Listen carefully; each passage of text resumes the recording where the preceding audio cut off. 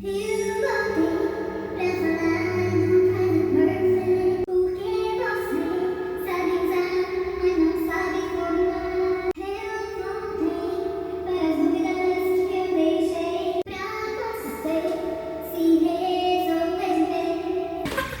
corre e se inscreva no canal de inglês mais divertido desse YouTube brasileiro, porque agora você fecha a conta com o bendito e adorável Present Perfect, que fica aí, ó, azucrinando no seu ouvido. É ou não é? Gente bonita, gente feliz, eu sou Daiane Ribeiro e se tem duas coisas que você precisa saber na hora de saber usar lá o Present Perfect é quando usar e como usar. Quando usar, a gente já falou aqui no canal e eu vou deixar o link na descrição para você que não viu correr para assistir logo depois dessa aula aqui, ok? Aliás, recebi muitos comentários com exemplos de frases em inglês de quando usar o Present Perfect. E cara, vocês estão de parabéns, foi cada comentário sinistro, ó, palmas para vocês. Mas ó, ok? Pois é, mas aí eu vi alguns deslizes, assim, coisa básica lá, justamente o quê? Na forma, em como formar o Present Perfect. E quando eu digo forma, eu tô me referindo à forma interrogativa, negativa e afirmativa. Para começar, a primeira coisa que precisa vir à sua cabeça quando o assunto for Present Perfect é que você vai precisar do have ou do has, se for em terceira pessoa, he, she, it, e também do particípio passado. E aí, o have, gente, você vai precisar, porque a vida é assim, aceita que dói menos. Quanto ao particípio passado, você me pergunta: que merda é essa de particípio passado, meu Deus? Mais uma coisa pra minha cabeça? Particípio passado é o nosso ado, ido, tipo falado, caído, mas de uma forma bem geral. Quando a gente formar uma frase na forma afirmativa, a gente vai ter a seguinte estrutura. Primeiro, o sujeito, no caso, Paul. Eu adoro usar o Paul como exemplo. Paul, o sujeito. Logo depois do sujeito, você vai ter o quê? O have ou o has. No caso do Paul, que é terceira pessoa, a gente vai usar o has, ok? So, Paul has. Logo depois do has, a gente vai vir com o particípio passado do verbo principal. Eu vou usar o verbo speak, que é falar. Então, o particípio passado de speak é spoken. So, Paul has spoken e logo depois o complemento, que no caso vai ser to me. Paul has spoken to me. Paul falou comigo. Paul has spoken to me, ok? Na forma negativa, é só seguir o fluxo. Segue o bonde, ó. O que a gente precisa na forma negativa? Do not. Então, eu vou pegar o not, que é a partícula negativa, e vou colocar logo após o have ou has. So, Paul has not spoken to me. Paul has not spoken to me. E aí, se eu quiser abreviar, fazer a forma contracta, Paul hasn't spoken to me. Paul hasn't spoken to me. E para formar a frase interrogativa, é como eu sempre digo aqui no canal.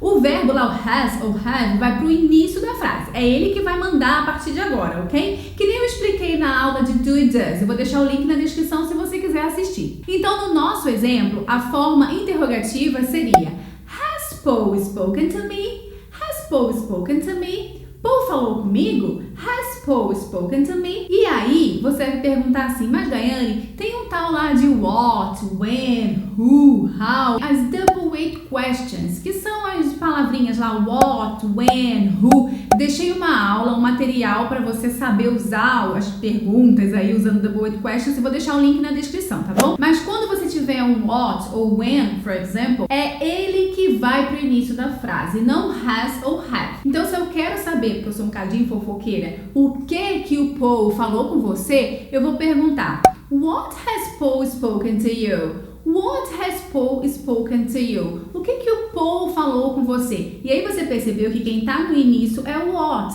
é o double weight, mas logo depois vem o has. Por quê? Porque é ele que vai na frente antes do Paul, ele vai antes do sujeito, né? Pra fazer a forma interrogativa. Certo, gente? Não, né? Porque se tem uma coisa que as pessoas sempre me perguntam quando eu falo do particípio passado, é justamente: Daiane, minha filha, como que eu vou decorar decorar esse monte de particípio passado? Tem um padrão? Não tem padrão. Existe uma tabela, uma tabelinha muito famosa aí no mundo dos cursos de inglês, de quem está aprendendo inglês, que é a tabela dos verbos irregulares em inglês. Existem 3 colunas nessa tabela. A primeira coluna, que é o verbo no seu infinitivo, então no caso de falar, tá lá speak. A segunda coluna é a forma do passado, é o verbo no passado. No caso do speak, o passado de speak é spoke, ok? Então tá lá na segunda coluna. E a terceira coluna é a coluna do particípio passado. É para essa coluna que a gente vai usar quando a gente quiser formar uma frase no present perfect. E é nessa coluna que você vai achar o spoken, que é o particípio passado de speak. Vão ter verbos que você não vai encontrar nessa tabela. E tudo bem, porque os verbos que não estiverem lá são os verbos regulares.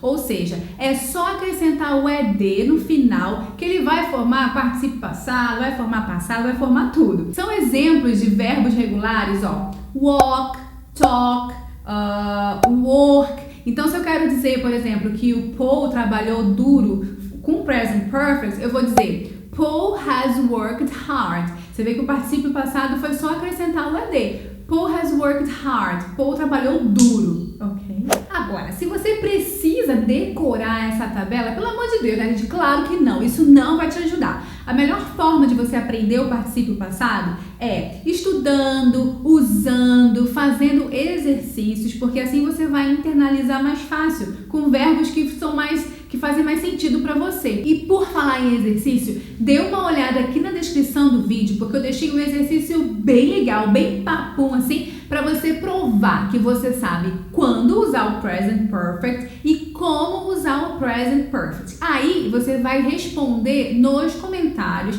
porque eu prometo que eu vou lá e vou corrigir a sua resposta, tudo bem? Se você tiver alguma dúvida, esbarrar em algum verbo, no blog da Today tem um material completo para você saber quando e como usar o present perfect. Também a tabelinha lá com essas 3 colunas para você usar, para você se apoiar na hora de fazer o exercício, ok? O link tá na descrição. E agora, claro, né, gente? Se gostou do vídeo, deixa o seu like, se inscreva no canal e ative o sininho para você ser avisado sempre que eu vier aqui postar um conteúdo novo para te ajudar no seu inglês. I hope you have a great day. Bye! Sorveteiro aqui na rua, gente, passa um atrás do outro, ó. Parece caminhão do ovo. Ó! Aí vocês reclamam, por que tu não consegue sair vídeo todo dia no canal? Ó! Tá lá, ó, firme e forte. Ó! Na hora que eu vou gravar um vídeo, entra um sorveteiro. Aprenda com ele, não desista de aprender inglês.